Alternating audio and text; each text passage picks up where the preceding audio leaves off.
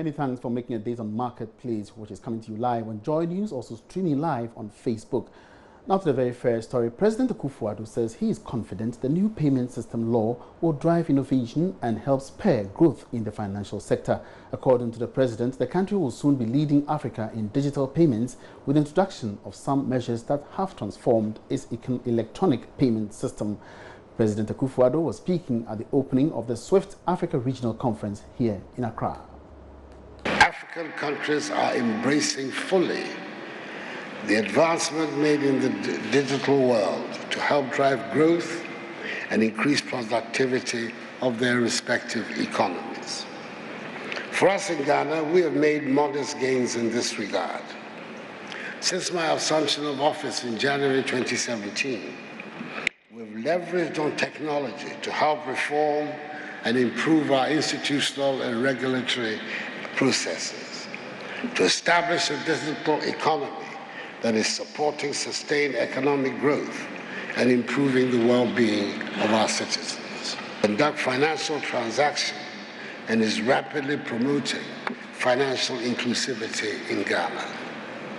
The financial industry is witnessing significant growth, and with mobile money penetration in Ghana being the second highest in Africa, evidenced in mobile money transactions worth 213 billion cedis in 2018, up from 78.5 billion in 2016. We anticipate that with continued reforms to our payment systems, Ghana will have a strong competitive edge in the region for financial innovation and access to credit. Additionally, my government has committed itself to having digital systems manage all government receipts and payments by 2020.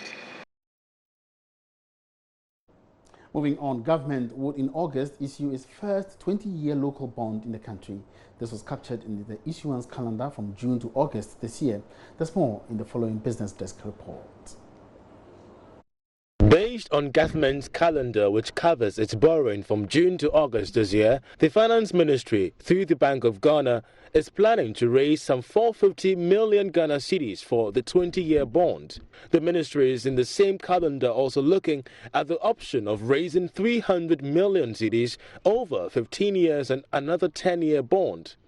For some analysts, these bonds would give government a longer period in paying its debt, which has reached almost 200 billion cedis by March this year. This would give the Finance Minister, Ken Ofori-Atta, some space in using the limited resources for infrastructure projects in the country. It could also help government free up the space a little bit for private businesses that would also want to borrow from the local market and possibly help reduce the cost of long-term borrowings in the country.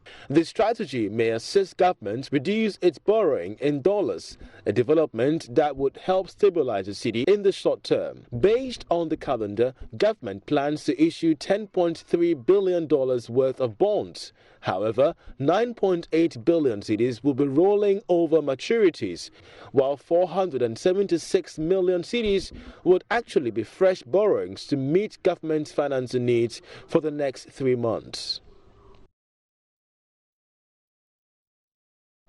Now, Finance Minister Ken Ofori-Atta has indicated that the planned clean-up of the savings and loans sector would happen before September this year. The Bank of Ghana's earlier this month began its second round of financial sector clean-up by closing down some microfinance companies. The regulator plans to sustain the move in the rural banking space, especially for those facing liquidity challenges. Speaking to Joy Business in Malabo, Equatorial Guinea recently, just ended African Development Bank meetings, the Minister of Finance said their actions would be guided by lessons from previous cleanup exercises. It has been a very expensive exercise. You know, we spent some 12 to 14 billion cedis already, and that's really a stretch on our budget. But somehow we've been able to do that. I think we're going to spend somewhere around $1 billion for the MFIs, and that's ongoing. I think it's gone well so far. And then we need to tackle the SNLs. We are hoping, before September. So yeah, we are gearing ourselves up to find the resources for that. Are you struggling to get the funds? Yeah, you know, yeah. I mean, once a country runs a deficit, you're always struggling to get financing. So that's not, yeah. No, I mean, you've done well, and I want to stick to the numbers. The commercial banking space, things are looking well. Per the numbers, confidence are picking up. The microfinance space and savings and loans is seen as a little bit of informal sector. Are you trading cautiously on how to deal with that space because of the negative effects could be bad? The commercial banking space, we have more informed and formal sector, and therefore maybe the token has worked. What about the non-banking financial space? Are you worried? I mean, it's worrisome in the sense that there may be a lot more citizens involved, and you always worry about people's nest egg, which, small as it might be, you know, is more significant to them. And so we have to tread cautiously, you know, but there has to be a sense of justice, you know, in what we are doing, so that they don't feel excluded from the potential bailout that we may have to do. But we have to be careful about it, especially those who own those institutions, as to exactly the type of practices that went on. But I think we have all fallen short of the glory of God, and so we need to have empathy, and we need to see how best we can do it within the limits of our budget. The savings and loans, are we having any fair idea of what the rough estimates are telling us the amount we need to do the cleanup? It's very difficult, but it's certainly north of 2 billion, 2-3 billion. Yeah. Let's also stay within the financial space a little longer. Some banks have seen their deposits increase after the sector's cleanup exercise. Societe Generale Bank, Ghana, one of the surviving banks, says the exercise has contributed to an increase in its client base. Money enjoy business at the launch of the SG Bank Deposit and Win promotion. Here's more in this report. Recently announced the completion of its cleanup of the banking sector, which has seen the number of commercial banks dropped from 33 to 23. According to some remaining banks, the exercise has had a positive impact on their clientele base. The managing director of SG Bank Ghana is Hakim Uzani. Regarding what it has been done, even last year in terms of consolidations, in terms of increasing of capital, all those things have been done to increase the soundness of the banking system. And for SG Ghana, we didn't suffer about that because we have increased our capital with no issue, and we have the full support of our group on that. We continued even in 2017, 2018, and now to 2020 to progress in our activities, in our market share. Actually, we increased our market share just on 1 year for like more than 0.8%. So it means that fundamentally I think that our clients trust us. Meanwhile, Societe Generale Ghana has launched a promotion to whip up public interest in savings. Known as Deposit and Win, the promotion is opened to new and existing customers with savings or current accounts to make new cash or check deposit transfers from other banks or receive money remittances into their SG Ghana accounts. Obed Hoya is the head of retail business at Societe Generale Ghana. We say, save with a bank you can trust, which is not something common these days. Save with a bank you can trust. Not only do we want you to watch your money grow in a safe place, we want you to be greatly rewarded for doing that. Simply deposit, save, and enjoy the rewards. And your money is still yours. It's truly a win-win situation. 63 customers across the country will be selected as winners, with 3 winning a brand new Suzuki Baleno each. Bismarck Ausa, Joy Business. It's live on the marketplace with me, Emmanuel Abuaji Riafi. Now let's move on to other stories. The 2019 edition of the China Trade Week comes off on the 19th and 21st of June in Accra. It is a business-to-business trade show which brings together Chinese manufacturers across various industries right to the doorstep of Ghana. Now, the China Trade Week takes place in parts of Africa and the Middle East. And in Ghana, this will be the third edition. Organizers of the event, MIE Events DMCC, seeks to bring Ghanaian businesses, including importers, manufacturers, suppliers, and other stakeholders, into direct contact with their counterparts from China under one roof that will allow for networking. The aim is to consolidate the gains between the parties and the two nations as a whole. Now, joining me in the studio is the Vice President of in charge of strategies and partnerships of the MIE Events DMCC, organizers of the China Trade, Zahur Ahmed. He's here to tell us more about this third edition of the trade show. Good afternoon, sir. I'm pleased to have you here in the studio. Good afternoon. All right, so quickly tell us about what happened in Kenya, because I know recently you organized one in Kenya. We had a phenomenal fifth-year edition of China Trade Week in Kenya.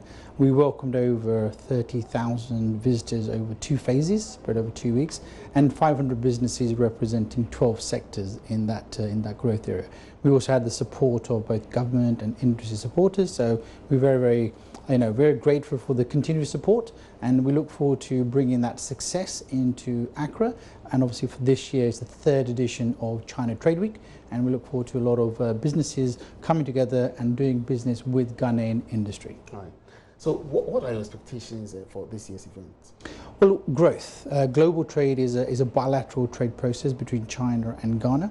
Ghana represents the Belt Road Initiative strategy for China's investment and in infrastructure growth in the businesses in Africa. So for us, our 3rd edition is going to continue that growth and investment, and we're welcoming over 100 businesses into the event and around about 7,000 business visitors over the 3 days. All right. And I believe you bring on board, manufacturers, suppliers, and so on and so forth. What exactly are they going to do? What exactly are they going to showcase in this year's event?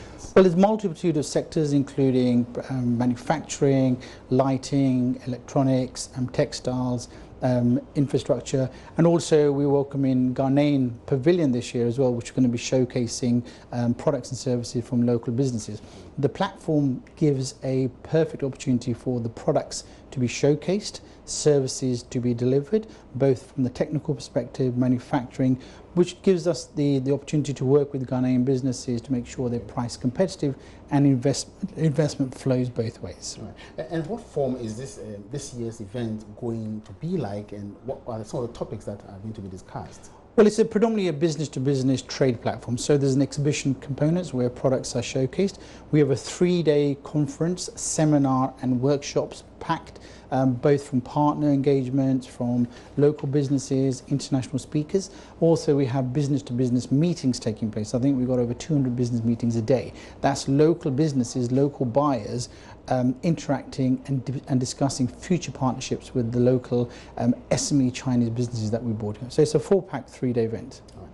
Thank you very much for making a date, and we hope to see you there. Thank you very much. Mr. Zahur Ahmed is the Vice President in charge of strategies of MIE DCC, the organizers of the China Trade Week, which commences tomorrow, the 19th of June, and ends on the 21st of June at the Accra International Conference Center.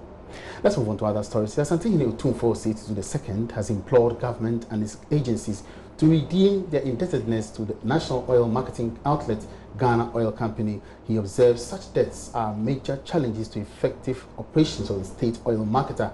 Otumfuo II said this during the opening of a new office complex for the middle and upper middle belt in Kumasi. Prince Apia has more in this report. Government's indebtedness to state institutions have become a major concern that affects operations of these institutions and companies. Asantehene Otumfuo II at the opening of GOIL's new office complex in Kumasi called on government to, as a matter of urgency, redeem its indebtedness to GOIL.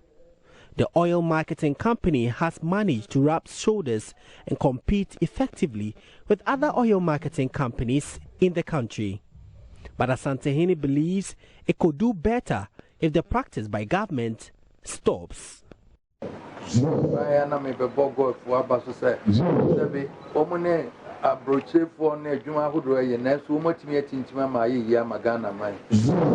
I am here to commend the work of GOIL because it has competed very well with the foreign companies. GOIL is for us Ghanaians, so we must all help for it to survive.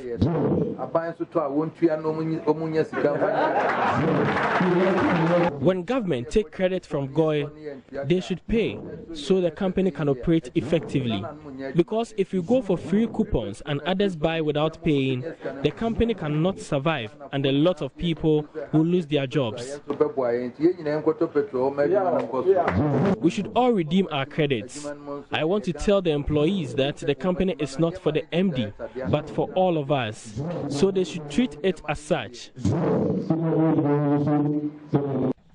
A former Deputy Attorney General, Kwame Osei-Prempeh, has taken over from Patrick Akoli as Acting Managing Director and CEO of GOIL Company Limited.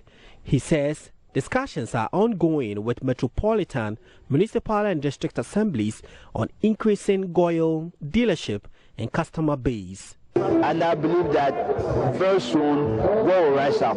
Yesterday I was at Sumiani Nalag meeting with my team to meet MMDCs from throughout the country and make a presentation to them. They are all coming to GOIL, which means I'm going to increase GOIL dealership, GOIL customer base. I'm going to push it up. He believes at the end of his tenure, the GOIL Company Limited will be known for a lot of progressive changes. Prince Apia reporting.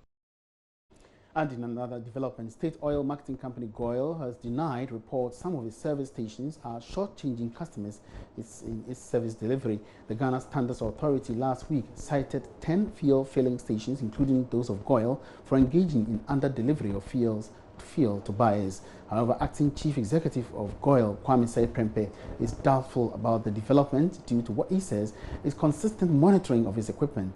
Once again, Prince Apia has more.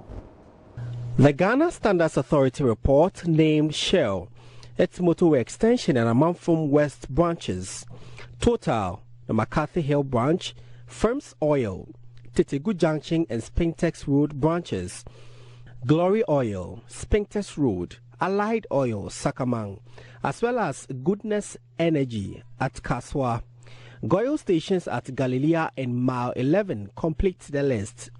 Mr. Osei-Prempeh says allegations against the GOIL stations cannot be true because the company will never cheat any member of the public or its customers. That Duncan William, the COPEC president, went to check and found that GOIL, we are not corporates. Everything is under control. GOIL would never, and let me repeat, never decide to cheat any member of the public. We are truly Ghanaian. We are serving Ghanaians. We set standards for others to follow. The others who try to underprice GOIL, they rather do that. Rather, GOIL do not do that. So let me give the assurance that GOIL are the pace setters. The pace we have set, we are going to follow that, and GOIL will set the high standards for everybody to follow. That said, is unfortunate, and we believe that it cannot and will never happen with GOIL. Mr. Osei-Prempeh says the company conducts regular monitoring of its equipment to ensure effective functioning to prevent unfair and illegal practices. That single incident is very unfortunate. GOIL is noted for its high standards, quality, delivery, and everything. Indeed, just yesterday, the president of OPEC, Dan Kanamwa, went round with media men to the 2 stations of ours which were implicated in that GSA report. He found out that really that was not the case. Everything was perfect, but we monitor our stations week after week. Sometimes the machine malfunctions and you can get more for that. But we make sure that every week that is corrected. Meanwhile, the Chamber of Petroleum Consumers Ghana, COPEC, is proposing fuel stations captured in a GSA report be shut down. Prince Apia reporting. Our Deputy Transport Minister Titus Glover has assured all the controversies surrounding the Tema Port expansion project, which is being executed by Meridian Port Services MPS, will be dealt with issues regarding contract sum, employment, freight handling, among others, have heightened tension over the running of the new terminal facility, which is expected to go live soon. Already, some freight forwarders and port operators have strongly opposed demands for tariff increment by the Meridian Port Services from the Ghana Ports and Harbours Authority, GPHA. But Mr. Glover says the president will, before the end of this month, give his verdict on this issue. The unions met His Excellency the President, and he has given his word that within 6 weeks he will speak on the matter to put sleeping dogs line. So it's our hope and prayer that when the President speaks, at least all parties will be satisfied. Really, Ghana is a huge potential. When you look at our countries in the Sahel who uses our port, and because of the competition within the Atlantic, Togo, Benin, Nigeria, Ghana, Cote d'Ivoire, in terms of transit trade, we need to put systems of infrastructure in place that can support. And that is why we have this MPS project that has come at an opportune time to increase the cargo throughput, to make sure we have more container businesses into our country that will be sent outside the country and all that. So the maritime trade, we are doing so well. Ghana is doing marvelously well. All we need is the support of the people to make sure the president and the government succeeds. And on that note, we draw the curtains down on this afternoon's edition of The Marketplace. Many thanks for your company. My name is Emmanuel Abuaji. You have to join us again, same time tomorrow for more developments in the world of business. Have a good afternoon.